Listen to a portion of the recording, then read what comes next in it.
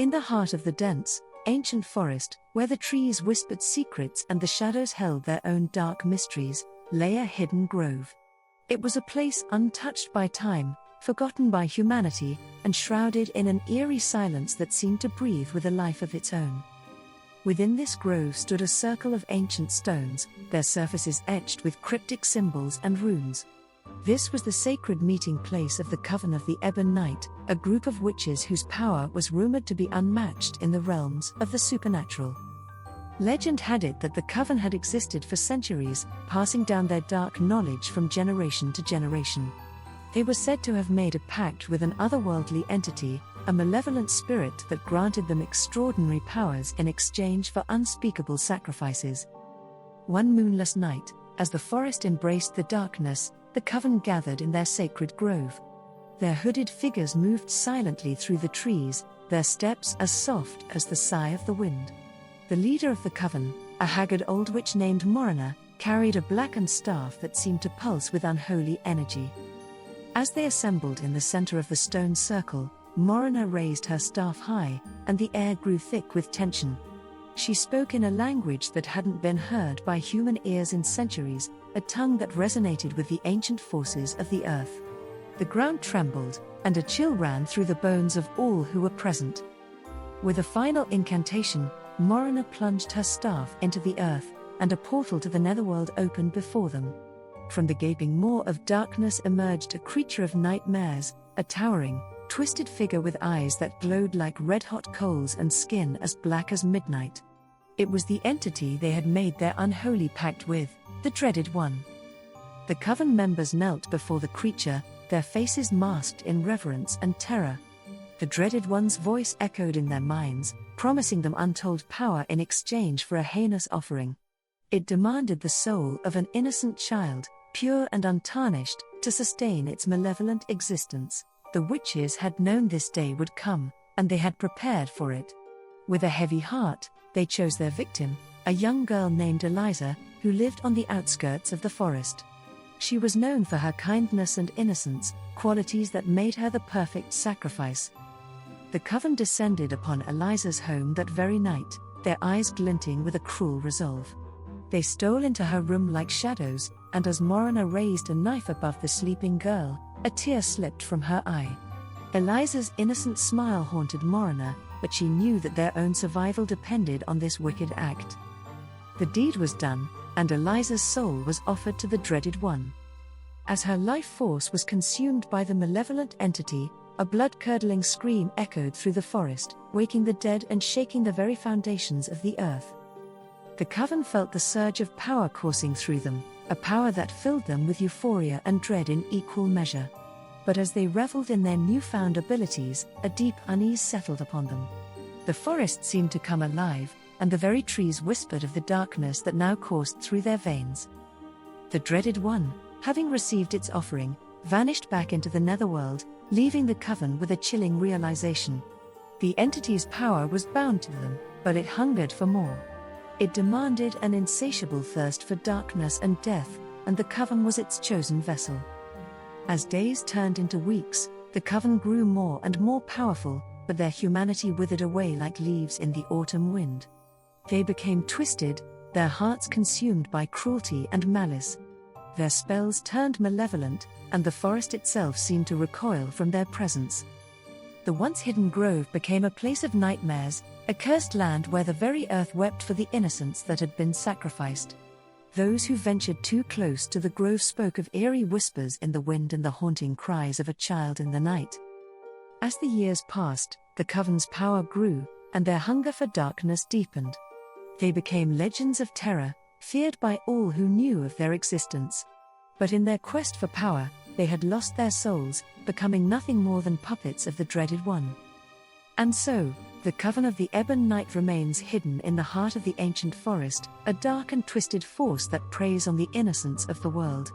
Their story serves as a chilling reminder that even the most powerful among us can fall victim to the darkness that lurks in the shadows, and that the price of power is often paid in blood and soul.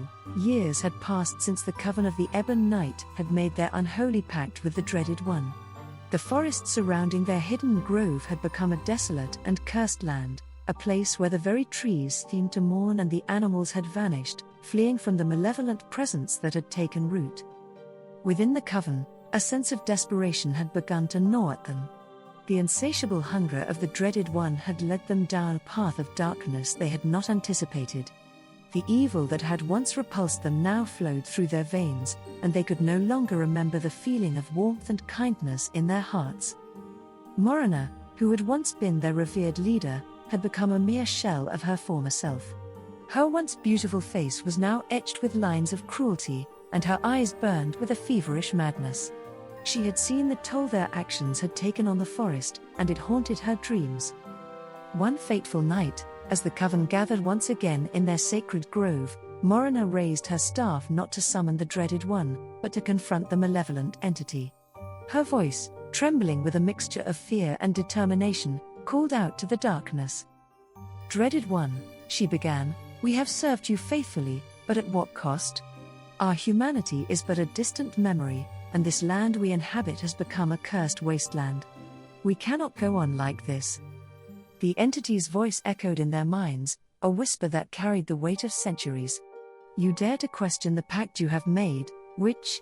There is no turning back. You are bound to me, and I to you." Morana took a deep breath, her heart heavy with the burden of guilt. "We offer you a different proposal. Release us from this curse, and we will find a way to feed your hunger without sacrificing innocent souls." The forest seemed to hold its breath as they waited for the dreaded one's response. The very air crackled with tension, and the stones beneath their feet trembled. After what felt like an eternity, the entity spoke again. "Very well, Morana. I will grant you a chance to break the curse, but know this, it will not be easy. You must find a way to channel the darkness within you without harming others. Fail, and your souls will be mine for eternity." With that, the portal to the netherworld closed, and the Coven was left with a glimmer of hope and a daunting task ahead. They knew that breaking the curse would require them to confront the darkest aspects of their own natures, to find a way to control the malevolent power that coursed through their veins. The Coven ventured deeper into the forest, seeking knowledge and guidance from the ancient spirits that had once protected these woods. They encountered trials and tribulations, facing their own inner demons and the relentless pursuit of the dreaded one, who sought to keep them bound to his will. But as the Coven delved deeper into the mysteries of the forest, they began to discover a hidden truth, that the very land they had cursed held the key to their redemption. The ancient trees whispered secrets of balance and harmony, and the spirits of the forest offered guidance on how to control their newfound powers. Slowly, over the course of many years, the Coven began to change. Their hearts softened, and they learned to harness the darkness within them without succumbing to its malevolence. They sought to heal the land they had harmed, breathing life back into the cursed grove. And as they did, the forest responded in kind. The once barren trees began to bloom with life, and the animals returned, sensing the return of balance and harmony. The whispers of a child's cry in the night grew fainter until they disappeared altogether. The Coven of the Ebon Night had broken their curse, and with it, their ties to the dreaded one. They had found redemption in the very darkness they had once embraced, proving that even the deepest evil could be transformed by the power of redemption and the strength of the human spirit. Though their past would forever haunt them, the Coven vowed to protect the forest they had nearly destroyed, ensuring that no one would ever suffer the way they had. And so, they became guardians of the ancient woods, using their newfound knowledge and power to keep the darkness at bay, forever vigilant against the malevolent forces that sought to encroach upon their sacred home. Decades had passed since the Coven of the Ebon Night had broken their curse and become the guardians of the ancient forest. The once hidden grove, once a place of nightmares, had been transformed into a sanctuary of peace and magic. The trees whispered words of gratitude, and the spirits of the forest danced in harmony with the Coven's newfound wisdom. The witches had learned to wield their dark powers for the greater good, using their abilities to protect the forest and its inhabitants. They had become stewards of the land, ensuring that the balance they had worked so hard to restore remained intact. But they knew that their past would always be a shadow, a reminder of the darkness they had once embraced. Morana, now a wise and revered elder, had taken on the role of a mentor to a new generation of witches. She taught them the importance of responsibility and restraint when dealing with the forces of the supernatural. The Coven's legacy had shifted from one of fear to one of hope, and their actions were guided by a deep sense of redemption. One day, as the Coven gathered in their sacred grove to celebrate the changing of the seasons, a visitor arrived, a young girl named Leela. She had heard stories of the Coven and their remarkable transformation, stories passed down through generations, and she had traveled from a distant village seeking their guidance. Leela was born with a rare and powerful gift. She possessed the ability to communicate with the spirits of the forest. She had felt a deep connection to the ancient woods from a young age and had been guided to seek out the Coven by the whispers of the trees themselves. Morana and the Coven welcomed Leela with open arms, recognizing her potential and the importance of her gift. Under their guidance, Leela's abilities flourished, and she became a valued member of the Coven. She learned to channel her unique talents to communicate with the spirits, protect the forest, and maintain the delicate balance of nature. As the years passed, Leela's bond with the forest deepened, and she felt a growing responsibility to protect not only the grove but all of the natural world. She became a beacon of hope, a symbol of the Coven's redemption and the possibility of transformation. But there was one lingering threat: the dreaded one, the malevolent entity they had once served, still lurked in the shadows, nursing its wounds and plotting its return. It could not forgive the Coven for breaking its curse and defying its will. One ominous night, as a blood-red moon hung low in the sky, the dreaded one's presence descended upon the forest. It unleashed a torrent of darkness, attempting to reclaim the Coven and the power it believed was rightfully its own. The Coven, along with Leela, stood resolute. They knew that this would be their ultimate test, a battle to protect the newfound harmony they had fought so hard to achieve. The clash between light and darkness reverberated through the ancient trees, shaking the very foundations of the forest. But the Coven had something the dreaded one did not: a deep understanding of the darkness within themselves and the strength that redemption could bring. With a united front and the power of their bond, they channeled their abilities and pushed the malevolent entity back, sealing it once more within the netherworld.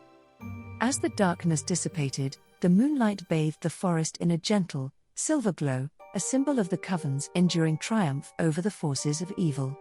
The spirits of the forest rejoiced, and the very earth seemed to breathe a sigh of relief. The Coven of the Ebon Night had faced their darkest fears and emerged victorious, proving that redemption and transformation were not only possible but could also be a powerful force for good. Leela, now a leader in her own right, vowed to continue the Coven's legacy, protecting the ancient forest and spreading the message of hope and renewal to all who would listen. And so, the trilogy of the Coven of the Ebon Night came to a close, a tale of darkness, redemption, and the enduring power of the human spirit, a story that would be whispered through the ages, a reminder that even in the face of the deepest evil, there was always a glimmer of light waiting to shine.